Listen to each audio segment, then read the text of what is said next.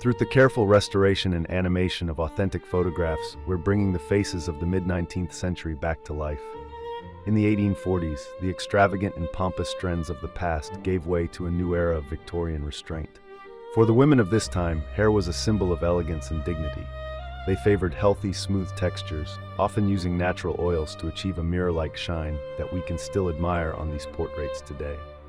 Since not everyone possessed naturally thick hair, many ladies relied on hidden hairpieces and clever padding to create these iconic voluminous shapes. As we animate these images, we invite you to look closer at the intricate details and revived beauty of a bygone age. And if, after watching, you'd like to see a similar look at men's hairstyles of this era, please let us know in the comments and give this video a like.